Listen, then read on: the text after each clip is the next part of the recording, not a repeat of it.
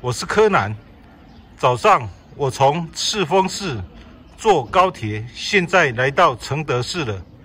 现在在庆垂峰国家森林公园游客中心，今天打算去爬一爬庆垂峰，我们一起出发。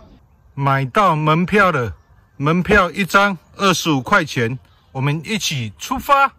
前面有一座牌坊，写着庆垂峰国家森林公园欢迎你。这里视野不错，可以看到一片的树海，非常的壮观。沿路都是登山的阶梯路，道路两旁都是已经泛黄的草木。走着走着，已经由阶梯路变成土路。庆垂峰国家森林公园位于承德市双桥区。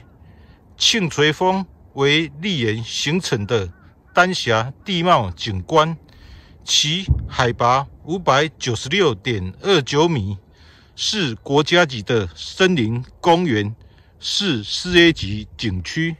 我们继续沿着山路往前走，在这里已经可以看到庆垂峰了。晴天而立，柱峰高38.29米，被誉为上帝的拇指，大自然的鬼斧神工。距离庆垂峰越来越近了，我们继续往上走。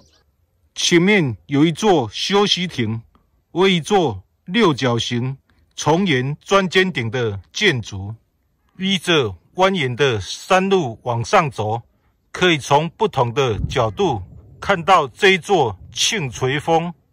现在我们走入了一片森林，茂密的树木形成了一条绿色的廊道。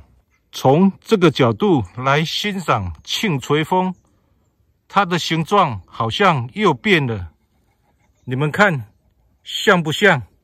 今天有点雾气，影响了能见度。前方的山巅之上，有一凸起的天然巨石，名为蛤蟆石，长20米，高14米，昂首凸目，大嘴为张。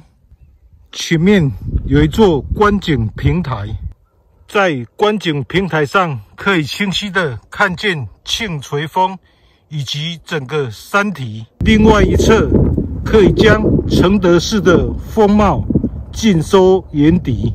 这一侧可以看到避暑山庄以及避暑山庄四周围的寺庙。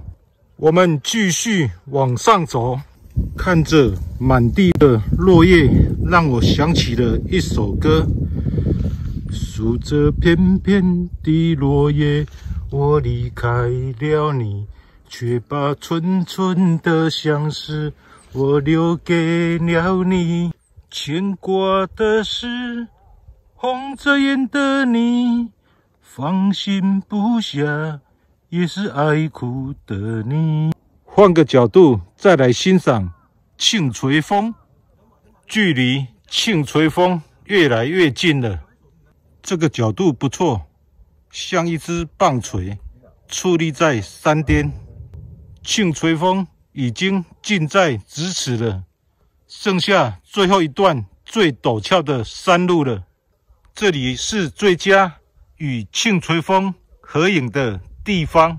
爬完这一段阶梯路就到山顶了，有点喘，终于爬上来了。山顶有一座回廊，可以近距离的来欣赏这座庆垂峰了。可惜有点背光。在庆垂峰上有一棵树木，这是一棵蒙桑，高3米，直径30厘米，已经有300年的树龄。石峰与蒙桑相依为伴，可以说是一幅神奇的自然景观。在平台上，我们来欣赏山谷的景色，就像是一幅水墨画，非常的漂亮。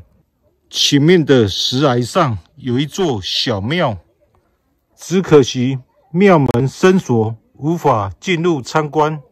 庙内石壁上有摩岩石刻，右边的是宗喀巴大师，左边的是五世班禅。这是米拉日尊者，这是吉祥天女，是印度教的女神。今天这一段视频就拍到这里了，我是柯南，咱们下回见。